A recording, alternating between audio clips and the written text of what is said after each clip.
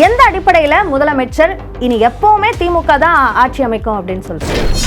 இனிமேல் எந்த விதத்திலும் நாங்கள் பாஜகவோடு சேரமாட்டோம், உறுதி எடுத்துக் கொள்ளுங்கள், நானும் உறுதி எடுத்திருக்கிறேன் என்று சொன்னார். அடுத்த ஒரு மாதத்திலேயே அவரை சேர்ந்தவருடைய நோக்கம் என்ன? அவர் மீதும் அவருடைய மருமகன் மீதும் அவருடைய உறவினர்கள் மீதும் போடப்பட்டிருக்கிற வழக்குகள் அவருக்கு நெருக்கடி கொடுக்கிறது. ஏன்னா திமுக தான் அதிமுகவை தவிடுபடியாக்க வேண்டும். அதிமுக என்ற ஒரு கட்சியே இருக்கக்கூடாது என்ற எண்ணத்துடன் செயல்படும் கட்சி திமுக தான். மலேசியாவில் பேசும்போது சொல்கிறார், உலக நாடுகளை இணைப்பது தொன்மையான மொழி தமிழ் மொழி என்று சொல்லுகிற அந்த பிரதமர் தமிழ் மொழிக்கு எதிராக இருக்கிறாரா இல்லையா? தமிழர்களுக்கு எதிராக பாரதிய ஜனதா கட்சி இருக்கிறது. இதில் இருக்கிற பிரச்சனை என்னன்னா, இவங்களுக்கு திறமை இல்லை நிர்வாகத்தை நடத்துவதற்கு. அதனால பிரச்சனை யார் தலையிலான்னு போடணும்னு பார்த்து இப்போ எங்கள் தலையில் போடணும், அவங்க தலையில் போடணுன்றதுக்காக பார்க்குறாங்க. எழுதி கொடுக்காத ஒப்பந்தம் போட்டிருக்கீங்களா இல்லையா? அப்ப மொழியை அடகு வைப்பது, பண்பாட்டு கலாச்சாரத்தை அடகு வைப்பது. திமுக ஆட்சியில் வெறும் புகார் புகார் புகார், அதை தவிர அவங்களுக்கு எந்த ஒரு நிதியும் பெறுவதற்கான அந்த திறமையும் கிடையாது, அந்த நல்ல இணக்கமும் கிடையாது. வணக்கம், இது வாரும் சட்டமன்ற தேர்தலுக்கான சிறப்பு விவாத நிகழ்ச்சி. திமுகவினுடைய மாநில மாநாட்டில் உரையாற்றிய முதலமைச்சர் பல்வேறு விமர்சனங்களை முன்வைத்திருக்கிறார், பல்வேறு வியூகம் சார்ந்த கருத்துக்களை பகிர்ந்திருக்கிறார். அதில் முக்கியமாக இனி எப்போதுமே தமிழ்நாட்டில் திமுக ஆட்சிதான் என்ற ஒரு விஷயத்தை குறிப்பிட்டிருக்கிறார். இது திமுக மற்றும் கூட்டணி கட்சிகள் மேல் இருக்கக்கூடிய நம்பிக்கையா அல்லது எதிர்க்கட்சிகளை குறைத்து மதிப்பிடலா என்ற ஒரு கேள்வி எழுகிறது. அதை அடிப்படையாக வைத்துதான் இன்றைய வாரும் விவாதம் அமைவிருக்கிறது. இதில் நம்மோடு திமுகவிலிருந்து திரு தமிழ்தாசனும் பாஜகவிலிருந்து திரு ராஜகோபால் IAS, அதாவது ஓய்வு பெற்ற IASம் நம்மோடு இணைந்திருக்கிறார். இருவருக்கும் வணக்கம். முதலில் திரு தமிழ்தாசன், எந்த அடிப்படையில் முதலமைச்சர் இனி எப்பவுமே திமுக தான் ஆட்சி அமைக்கும் அப்படின்னு சொல்றாரு? திராவிட முன்னேற்றக் கழகம் மொழியின்பால் இனத்தின்பால் உருவாக்கப்பட்ட ஒரு இயக்கம். இந்த இயக்கம் பண்பாட்டை கலாச்சாரத்தை பாதுகாக்கின்ற ஒரு இயக்கம். இந்த இயக்கத்திற்கு எதிராக, அதாவது தமிழ்நாடு ஒன்றுபட்டு இருக்கிற இந்த நேரத்தில் தமிழ்நாட்டிற்கு இடையூறாக எந்த சக்திகள் உள்ளே நுழைந்தாலும், அது வேலி தாண்டும் வெள்ளாடாக இருந்தாலும் சரி அல்லது வேங்கையாக இருந்தாலும் சரி, அதை வீழ்த்துகின்ற மாபெரும் ஒரு புரட்சிகரமான இயக்கம்தான் திராவிட முன்னேற்றக் கழகம். அந்த வகையில் பெரியாருடைய வழியில் நின்று, அண்ணாவினுடைய வழியில் நின்று திமுக கழகம் இன்றைக்கு தமிழகத்தை பாதுகாத்து வருகிற ஒரு தொடர்ந்து இயங்கி கொண்டிருக்கிற ஒரு இயக்கம். கடந்த காலத்திலே பார்த்தால் பல்வேறு சக்திகள் ஒவ்வொரு மாநிலத்திலும் புகுந்து இது போன்ற இயக்கங்களை விழுங்கியிருக்கிறது. எடுத்துக்காட்டாக பீகாரிலே போனீர்கள் என்றால், இப்பொழுது நிதிஷ்குமார் ஐக்கிய ஜனதா தளம் என்ன சின்ன பின்னமாக ஆகியிருக்கிறது. இப்பொழுது அவரது முதலமைச்சரை விட்டு விலகி, அந்த பொறுப்பை விட்டு விலகி மத்திய அரசுக்கே போக வேண்டிய சூழ்நிலை, ராஜ்யசபாவுக்கு உறுப்பினராக இருக்கிறார், அவருடைய விருப்பம். அதை போல மராட்டியத்தில் பார்த்தீர்கள் என்றால் சிவசேனா கட்சி சின்ன பின்னமாக ஆக்கப்பட்டு, சரத்பவாருடைய கட்சி அஜித் பவார் அங்கே அமைச்சராக்கப்பட்டு அவர் ஒரு பிரிவை ஏற்படுத்தினார், அங்கே அந்த கட்சி போனது. அதை போல இன்னொன்று சிவசேனா கட்சி, நான் சொல்வது தேசியவாத கட்சி. நீங்க சொல்ற உதாரணத்தின் அடிப்படையில் நீங்க சொல்ல வர்றது என்னன்னா, இங்க அதிமுகவை பாஜக விழுங்கிடும், அதைத்தான் சொல்கிறேன். அதனால திமுக ஆட்சி தொடரும். அது அவரே சொல்லியிருக்கிறார். மேல இருக்கிற நம்பிக்கை எல்லாம் அதிமுக அழிஞ்சிடும்ன்ற நம்பிக்கையா? அது இப்ப அதை பற்றியே மிக தெளிவாகவே தளபதி அவர்கள் நேற்றைய மாநாட்டிலே குறிப்பிட்டிருக்கிறார். தொடர்ந்து சொல்லி வருகிற கருத்து அதுதான். அதிமுக ஒரு அடிமை கட்சியாக போய்விட்டது. ஒரு தமிழ்நாட்டிற்கு வேண்டிய அந்த உரிமைகளை கேட்டு பெறுவதில் தயக்கம் காட்டுகிறது. காரணம், அவர்களுக்கென்று இருக்கின்ற அந்த வழக்குகள், அவர்களுக்கென்று இருக்கின்ற தனிப்பட்ட விருப்பங்கள், இவைகளை நிறைவேற்றிக் கொள்வதற்காக ஒன்றியத்தில் இருக்கக்கூடிய பாரதிய ஜனதா கட்சியை கண்டு அஞ்சுகிறார் எடப்பாடி பழனிசாமி. சார் அஞ்சல்னு நீங்க சொல்றீங்க, அஞ்சுறதுன்னு நீங்க எதை குறிப்பிடுறீங்க? பிரிஞ்சு வந்தாங்க, பாஜக அதிமுகவோட கூட்டணி வேணும்னு அந்த கூட்டணியை அமைச்சிருக்காங்க, அதிமுக தலைமையில தான் கூட்டணி. எதை அச்சம்னு சொல்றீங்க? பாரதிய ஜனதா கட்சியிலிருந்து பிரிந்து வந்தவுடன் கோயம்புத்தூர்ல கூட்டிய மாநாட்டிலே என்ன சொன்னார்? சிறுபான்மை மாநாட்டிலே என்ன சொன்னார் எடப்பாடி? இனிமேல் எந்த விதத்திலும் நாங்கள் பாஜகவோடு சேரமாட்டோம், உறுதி எடுத்துக் கொள்ளுங்கள், நானும் உறுதி எடுத்திருக்கிறேன் என்று சொன்னார். அடுத்த ஒரு மாதத்திலேயே அவரை சேர்ந்தவருடைய நோக்கம் என்ன? அவர் மீதும் அவருடைய மருமகன் மீதும் அவருடைய உறவினர்கள் மீதும் போடப்பட்டிருக்கிற வழக்குகள் அவருக்கு நெருக்கடி கொடுக்கிறது. இது திமுகவோட குற்றச்சாட்டா இருக்கு. ஆனா அவங்க சொல்றது திமுகவை ஆட்சி கட்டில இருந்து அகற்றணும் அப்படின்னா இந்த கூட்டணி அமைக்க வேண்டியது அவசியம் சொல்றாங்க. அப்ப திமுக ஆட்சி அந்த ஒரு மாதத்துக்கு முன்னால தெரியாதா? ஆனா திமுக ஆட்சி தான் எப்போதுமே இருக்கும். அந்த ஒரு மாதத்துக்கு முன்னால் அதே எடப்பாடி பழனிசாமி அவர்களுக்கு தெரியாதா? அதுல இருந்து பாஜக இருந்து அந்த கூட்டணி இருந்து விலகும் போது தெரியாதா? நான் கேட்கிறேன், இப்பொழுதும் வந்து அந்த கூட்டணியை என்னுடைய தலைமையில் தான், நான் தான் முதலமைச்சர், என்னுடைய தலைமையில் தான், அதிமுக தலைமையில் தான் இந்த கூட்டணி இயங்குகிறது என்று சொல்லத்துக்கு தயாரா? அவர் அப்படிதான் சார் சொல்றாரு. நீங்க தான் கூட்டணிக்கு யார் தலைமைன்னு தெரியல, சந்தேகமா இருக்குன்னு. இல்ல இந்த நாட்டினுடைய தலைமை அமைச்சராக பிரதமராக இருக்கக்கூடிய மோடி மதுராந்தகத்தில் வந்து பேசுகிறார். என்டிஏ கூட்டணி என்று தான் சொல்லுகிறார். அமித்ஷா மதுரையில் வந்து பேசுகிறார், புதுக்கோட்டையில் பேசுகிறார். அதிமுக கூட்டணி என்று சொல்லவில்லை, என்டிஏ கூட்டணி தான் சொல்கிறார். பாரதிய ஜனதா கட்சி அப்படி சொல்லி வருகிறது.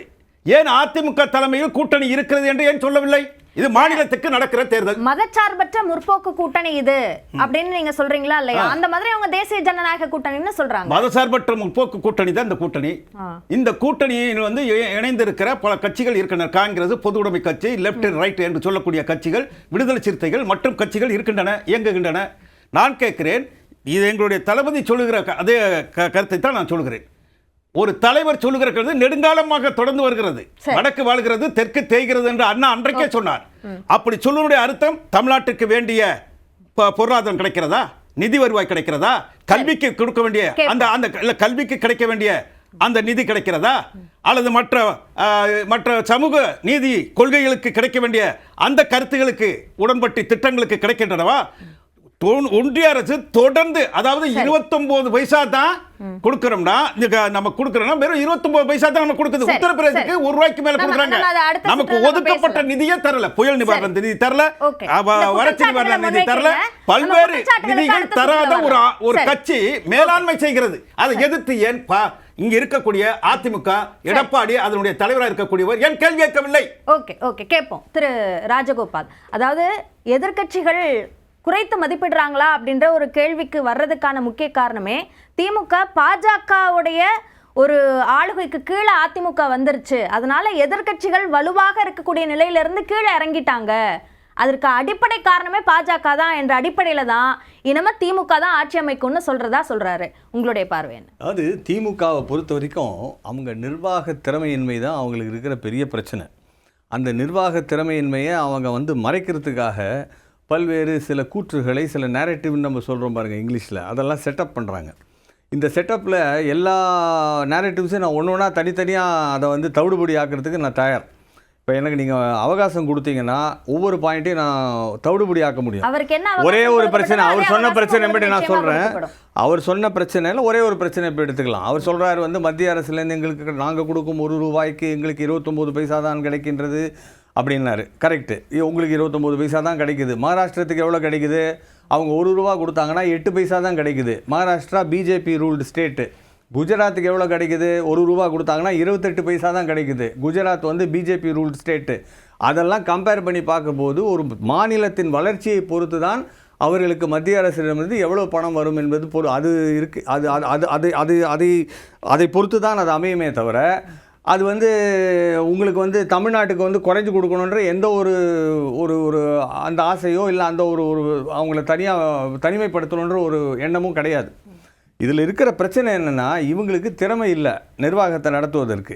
அதனால் பிரச்சனை யார் தலையிலையான்னு போடணும்னு பார்த்து இப்போ எங்கள் தலையில் போடணும், அவங்க தலையில் போடணுன்றதுக்காக பார்க்குறாங்க. இதில் வந்து அதிமுக என்ன செய்ய முடியும்? இப்போது 15 வருஷமாக திமுக வந்து மத்திய அரசில் இருந்தது. என்ன செஞ்சுருந்தாங்க 15 வருஷமாக? 1999லேருந்து 2013 வரைக்கும் மத்திய அரசில் ஏதோ ஒரு வகையில் அவங்க வந்து ஆட்சியில் இருந்தாங்க. என்ன செஞ்சுருக்காங்க தமிழ்நாட்டுக்குன்னு சொல்லுங்கள். அந்த 1999லேருந்து ஆட்சியில் இருந்த ஒரு கட்சியாலேயே ஒன்றும் செய்ய முடியல. இப்போ அதிமுக எதிர்கட்சியாக இருந்துட்டு அதிமுக என்ன செய்ய முடியும், அதிமுக என்ன செய்ய முடியும்னு கேட்டால் என்ன அர்த்தம்? பாஜகவும் அதிமுகவும் கூட்டணியாக இருந்த போது அதிமுக ஆட்சியில தானே இருந்தாங்க. அப்போ தமிழ்நாட்டிற்கு தேவையான நீட் விலக்கோ மற்ற விஷயங்கள் எதுவுமே கொண்டு வர முடியலையே. அதான் இப்போ நீட்டை பற்றி பேசணும்னா நம்ம நீட் பேசலாம். காரணம் காட்டி தான் அது பலவீனமா இருக்குன்னே திமுக சொல்றாங்க. நீட்டை பற்றி பேச வேண்டும் என்றால் நாம் அதை பற்றியும் பேச முடியும். நீட்டை பொறுத்தவரையில் இது உச்சநீதிமன்றத்தில் ஒரு நிலுவையில் இருக்கும் வழக்காக இருக்கும் காரணத்தால் மத்திய அரசும் இது பற்றி ஒன்றும் செய்ய முடியாது, மாநில அரசும் ஒன்றும் செய்ய முடியாது. இதை நாம் ஏற்றுக்கொள்ள வேண்டும். நீட்டை பொறுத்தவரையில் உச்சநீதிமன்றத்தின் அவர்களுடைய ஒப்புதலுடன் தான் இதில் மாற்றங்களை நாம் கொண்டு வர முடியும் என்பதை நாம் ஒப்புக்கொள்ள வேண்டும். அதை நீங்கள் உச்சநீதிமன்றத்தில் அதுக்கான முயற்சிகளை செய்யலாம், அதில் ஒன்றும் தவறே கிடையாது. நாங்களும் அதுக்கு வந்து ஒத்துழைப்போம். நாங்களும் முழுமையாக உங்களுக்கு என்ன தேவையான என்னென்ன தேவைகளோ அதை நாங்கள் பூர்த்தி செய்வதற்கு தயாராக இருக்கோம். இப்போ வந்து பாஜக வந்து நீட்டை ஆதரிக்கலையான்ற கேள்விக்குள்ளே நம்ம போனோம்னா நம்ம நீட் சார்ந்த விவாதமாக போயிடும். நான் அதை கேட்கல. இப்போ என்னோட கேள்வி என்னென்னா, அதிமுகவை பாஜக மிரட்டி வச்சிருக்கு, அதனால அதிமுகவை பாஜக விழுங்கிடும், அதனால எதிர்க்கட்சியே இல்லாத ஒரு சூழல்ல திமுக தான் ஆட்சியை தொடர்ந்து அமைக்கும் என்பதுதான் அவங்களுடைய வாதமா இருக்கு. அதற்கு உங்களோட பதில்? இதில் விழுங்குவதற்கு ஒன்றுமே கிடையாது. ஒன்று, அதிமுகன்றது வந்து ஒரு மாபெரும் கட்சி, அது ஒரு மாபெரும் இயக்கம். எம்ஜிஆர் தொடங்கிய ஒரு மாபெரும் இயக்கம். அந்த இயக்கம் அண்ணா பெயரில் தொடங்கப்பட்ட ஒரு இயக்கம். அந்த இயக்கம் புரட்சி தலைவி அவர்களால் வளர்க்கப்பட்ட இயக்கம். அந்த இயக்கத்தை வந்து யாரும் விழுங்கி விட முடியாது. ரெண்டாவது, பாரதிய ஜனதா கட்சி அப்படி ஒரு எண்ணமே பாரதிய ஜனதா கட்சிக்கு கிடையாது. எந்த ஒரு மாநிலத்திலுமே வந்து அந்த எண்ணத்தோட பாரதிய ஜனதா கட்சி செயல்படுவதே கிடையாது. இங்கே விழுங்க நினைப்பது யார் என்றால், அதிமுகவை விழுங்க நினைப்பது யார் என்றால் திமுக தான். ஏன்னா திமுக தான் அதிமுகவை தவிடுபடியாக்க வேண்டும். அதிமுக என்ற ஒரு கட்சியே இருக்கக்கூடாது என்ற எண்ணத்துடன் செயல்படும் கட்சி திமுக தான். ஏன்னால் அதனால் அவர்கள் பயன்பெறப் போகும் கட்சி திமுக தான். அதிமுக என்ற கட்சியே இல்லாமல் போனால் அதனால் பயன் யாருக்கு வரும்? திமுகவுக்கு தான் வரும்.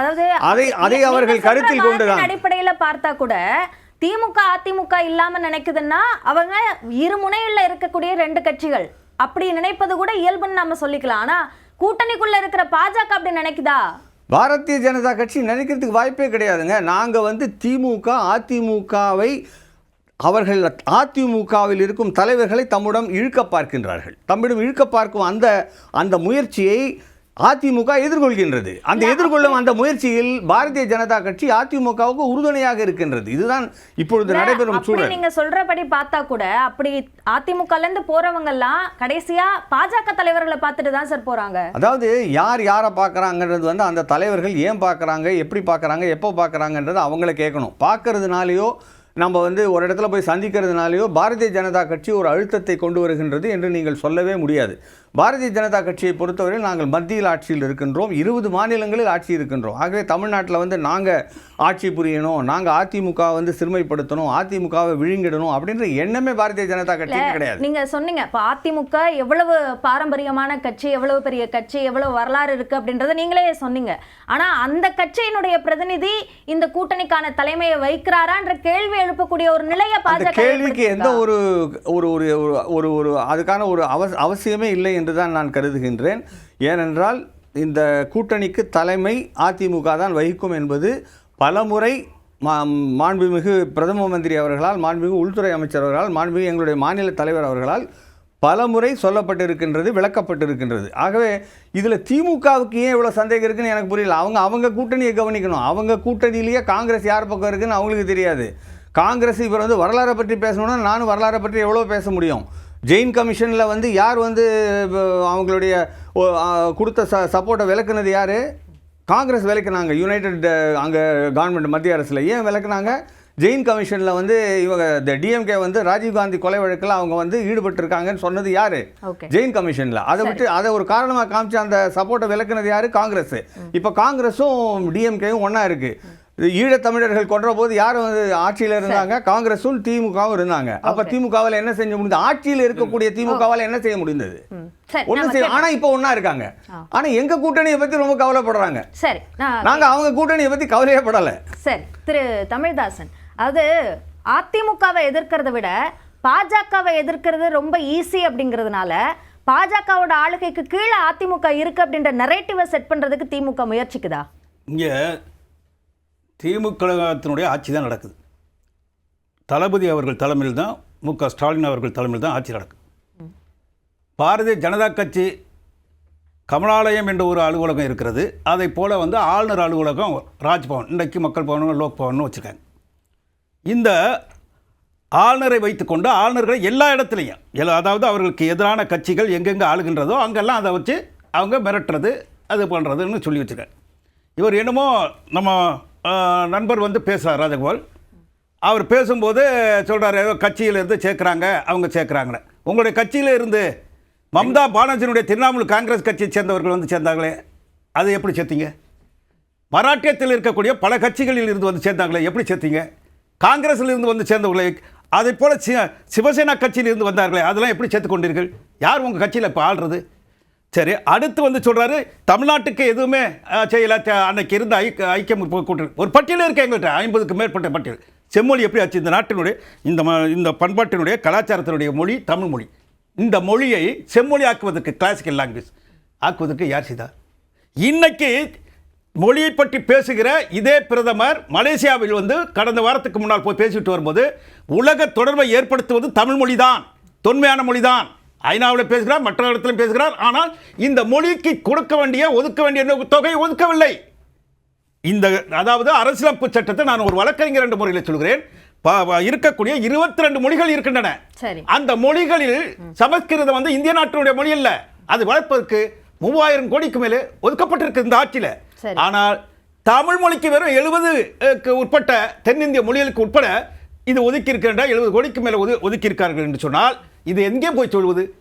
மலேசியாவில் பேசும்போது சொல்கிறார், உலக நாடுகளை இணைப்பது தொன்மையான மொழி தமிழ் மொழி என்று சொல்லுகிற அந்த பிரதமர் தமிழ் மொழிக்கு எதிராக இருக்கிறாரா இல்லையா?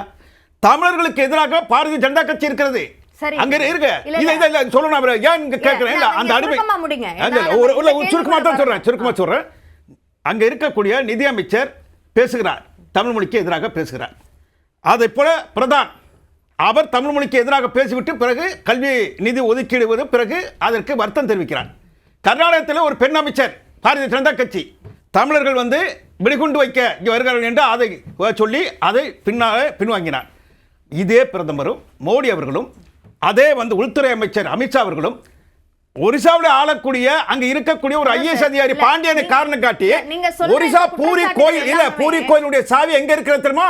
தமிழகத்தில் இருக்கிறது சொன்னால் தமிழருக்கு இல்ல இந்த குற்றச்சாட்டுகளுக்கு எதிரான குற்றச்சாட்டுகள் தான் சார். அதற்கு வாய் திறந்தார்களா? நான் கேட்கிறேன். அதற்கு தான் எதிர்க்கட்சிகளே இல்லை அப்படின்னு திமுக நினைக்குதா? அதைத்தான் இல்ல ஆமா நீங்க சொல்றீங்க. அதற்கு தான் நான் கேள்வி கேட்கிறேன்.